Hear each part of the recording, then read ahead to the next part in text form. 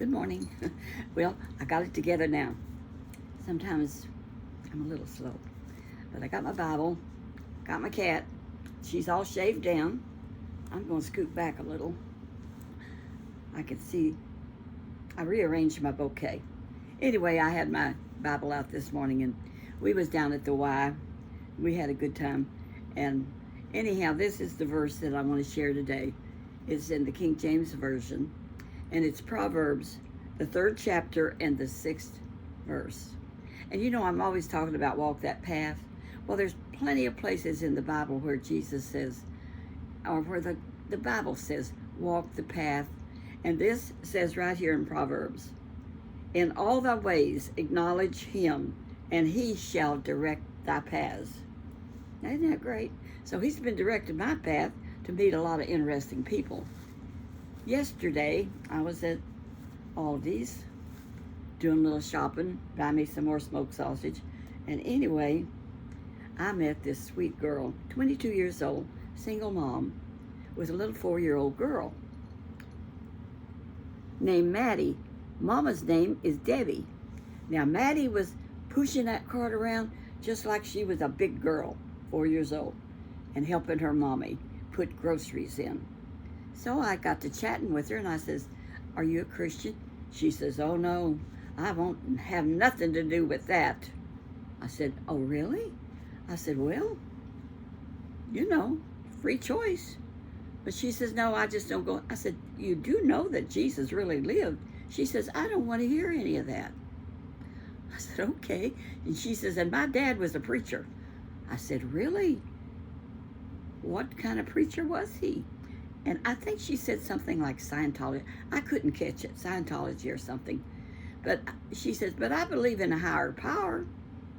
And as we walked around, I got to thinking, reckon who is the higher power that she believes in?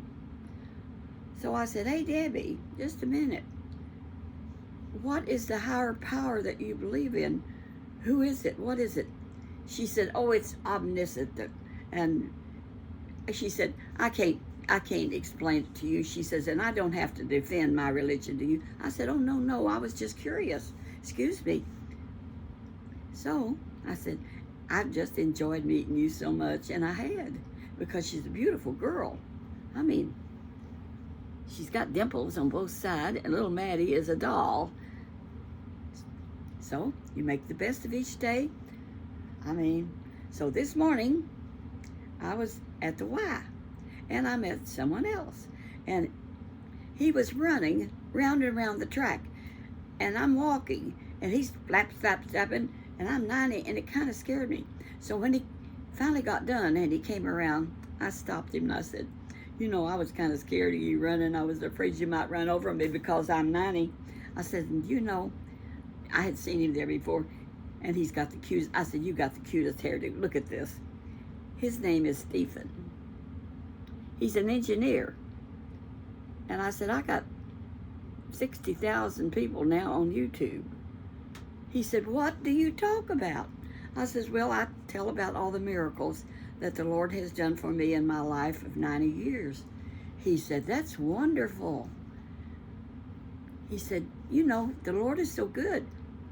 We had a Christian, but you know, we need to pray for that little sweet girl I met yesterday, Debbie, and that God will open her eyes and the Holy Spirit will speak to her, because we don't want to see anybody be lost. We want to take them all to heaven with us. But isn't that a fine-looking young man? I've seen him and his wife down there before. And he has a little 2-year-old boy. He says, I says, well, it's good that you're exercising and doing all that now while you're young. He says, I'm going to bring my little boy when he gets 6. I'm going to teach him how to do volleyball and do all kinds of things. And so they're looking forward to a great future. And I redid, isn't that pretty? And Bella, come here, Bella. Show everybody how pretty you are. She is as slick as she can be, and I tell you what, I like the way it looks. And I think she's proud of it. Myself, I'm going to tell you about 1982, when Number One and I were on the evangelistic field. I was thinking about it last night. how we went to Kingsport, Tennessee for revivals quite a few years. We'd go back to the same church. Well, 1982, I was down there, me and Buddy, and it was time for the Santa train to come through. Now, most of you have not heard tell of the Santa train, but it runs through, it starts in Pike County, Kentucky, and it brings gifts down to, they throw them off the train, and it runs the week of Thanksgiving, and we happened to be down there that year, and I got to be there when the Santa train came through. And my husband last night said, "Do you know where Kingsport is?" I said, "Well, yes, we used to hold revivals down there."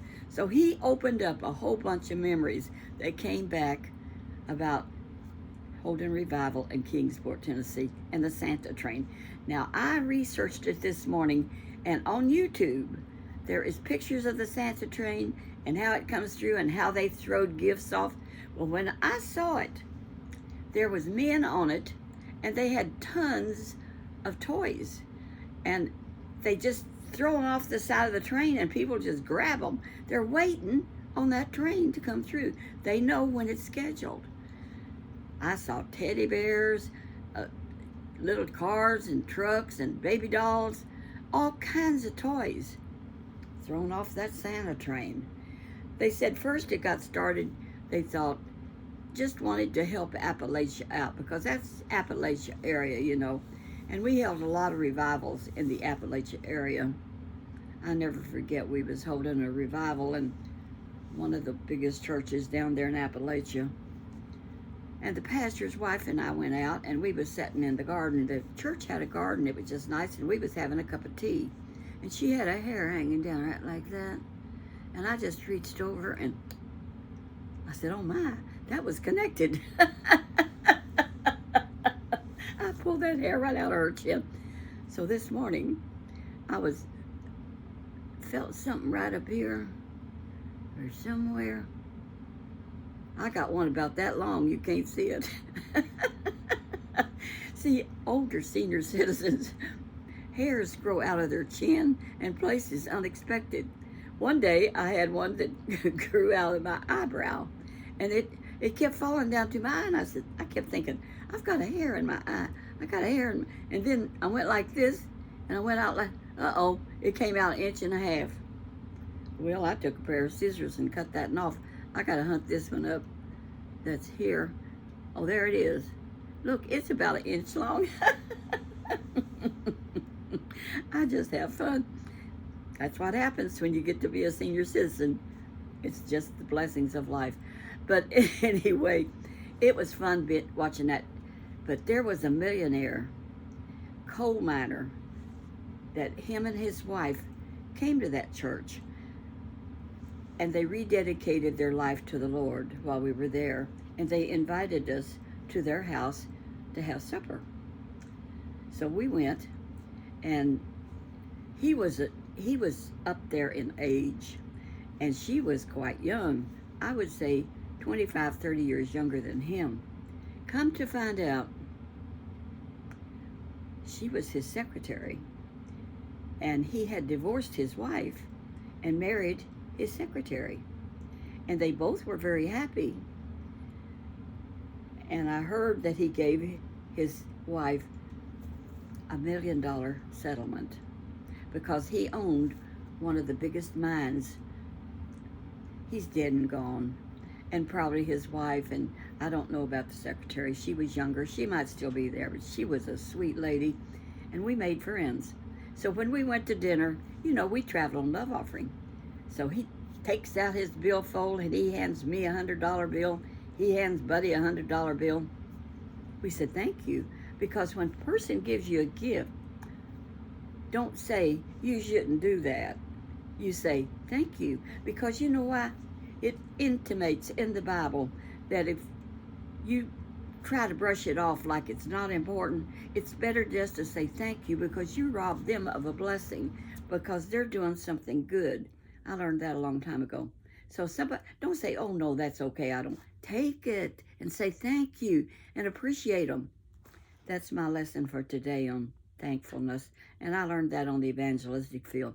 And let me tell you what, sometimes those dear people, we had our own camper, fifth wheel, 35 foot down in Tennessee and Virginia, all through that area.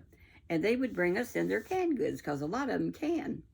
And this one sweet lady gave us about 10 cans of canned squash.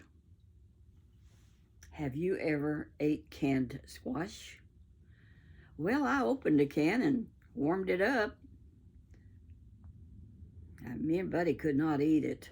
And I told the pastor, I said, Pastor, we thanked them for it, you know, good intentions, sweet, being helpful, and maybe they just love it.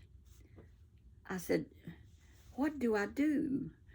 I can't tell her it was delicious because it was inedible. He said, I know what you do. He said, you put it in the trash, and that you name your trash can Spot, and you tell them it hit the spot. I thought that was still funny. It hit the spot. So I renamed my trash can. Spot was sitting right there, and I threw him in the spot. So when I saw her, I said, you know, that hit the spot.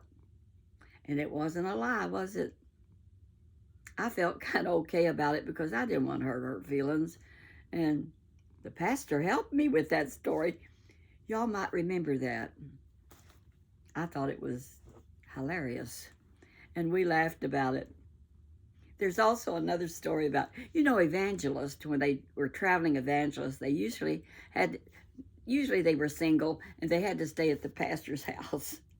And we heard this talk going around, and it's a joke. So y'all hang on and listen to this. For some reason, the pastor had went over to the church, and she heard, but she didn't know he was gone. And she heard the water running in the bathroom and thought he was taking his shower. Now the evangelist is staying with him, right? So she just opens the bathroom door and goes in and hits the guy on the rear and says, honey, breakfast is ready. He turns around and it's the evangelist.